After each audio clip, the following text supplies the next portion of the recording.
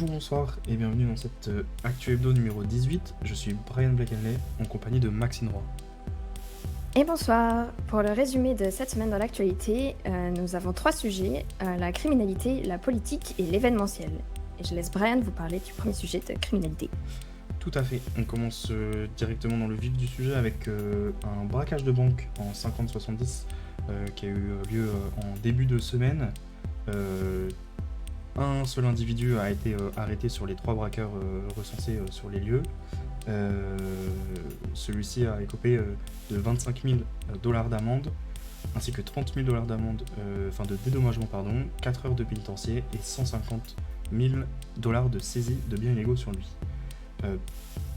Info à ne pas manquer, c'est la première fois sur l'île que cet individu arrêté ne faisait pas partie d'un groupe criminel et a du coup braqué une banque. Ensuite, on continue cette actu avec la fusillade en 1001 qui a vu s'opposer les Renegades et les Hillbillies. Au total, ce sont 13 blessés et un total de 150 000 $ d'armement qui a été récupéré. La fusillade a eu lieu directement dans le quartier des Hillbillies. On continue avec une autre fusillade qui a eu lieu en 90-72 opposant les Families et les Aztecas.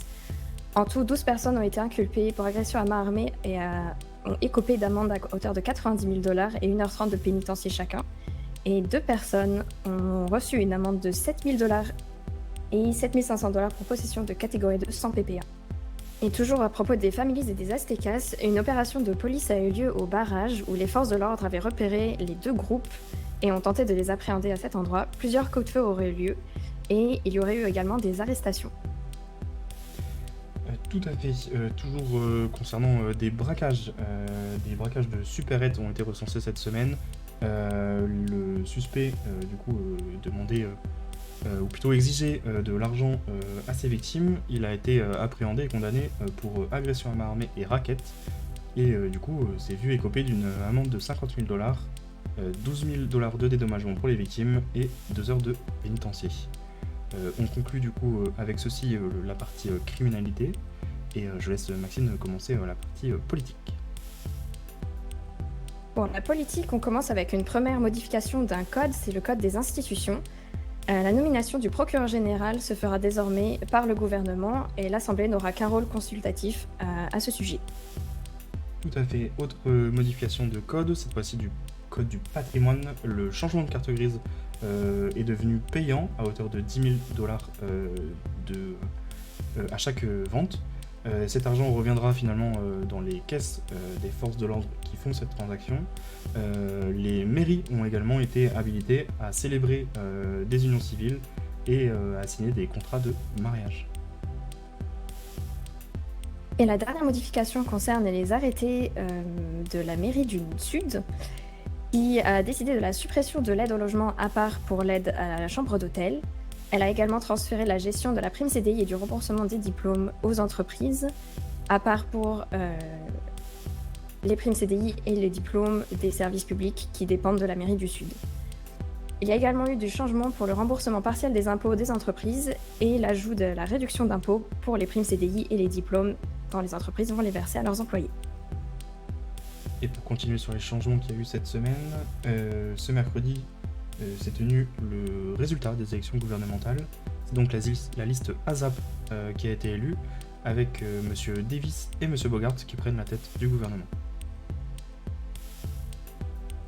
Et maintenant au sujet de la commission employée, il y a eu un nouveau vote concernant la révocation des représentantes Mme Lewis et Mme Espin.